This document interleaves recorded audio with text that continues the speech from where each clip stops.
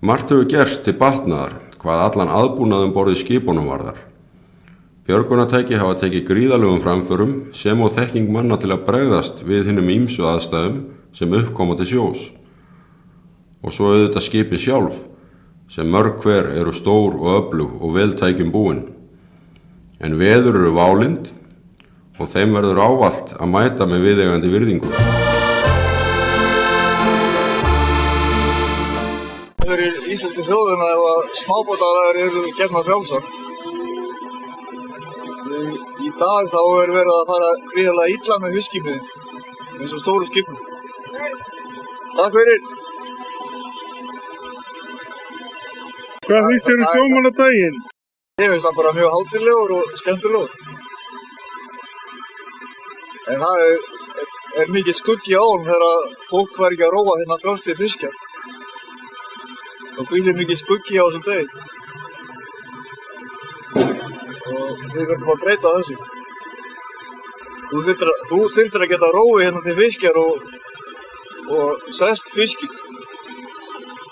Eins og þetta var fyrir nokkrum árum. Þessu vil ég breyta. Þá væri sjómannadagurinn kjörið tækifæri til þess að setja þetta baráttumál á oddinn. Bara í smá gröfugöngu.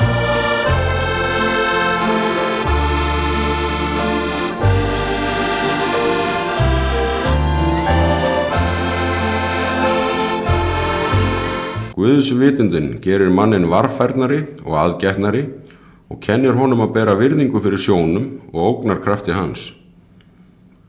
Guðsvitund manna er því prýðileg slysavörn.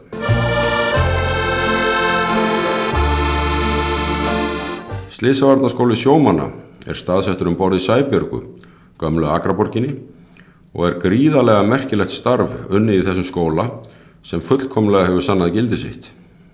Skólinn undirbýr sjómenn fyrir alls konar óvænta atvik sem uppkoma borð og gera menn betur færa að bregðast rétt við aðstæðum. Já, vinir, nú er þessum þætti okkar lokið og okkar trú er svo að við fræðst örlítið sjómenn og svona hug þeirra til mála. Það er alltaf gott fyrir okkur að tala við sjálfa grasrótina, hún hefur oft heilmikið að segja það sem er í gangi í kringum okkur. Kannski eru lítið gert að því í dag að hlusta á þess ágætu grasrót og þegar áttu við grasrótina þá er bara verið að tala þessa vinnandi stéttir í landinu.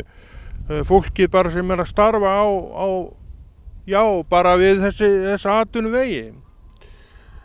En í grunninn er náttúrulega tilgangur sá einn fyrst og fremst, það er að benda á Jesú Krist. Það er alltaf tilgangurinn með því sem kristinn maður gerir, hvort sem er í nútíð eða framtíð. En við óskum ykkur enn og aftur til hamingju með daginn og biðjum Guð að varðveita ykkur í Jesú nafni. Amen.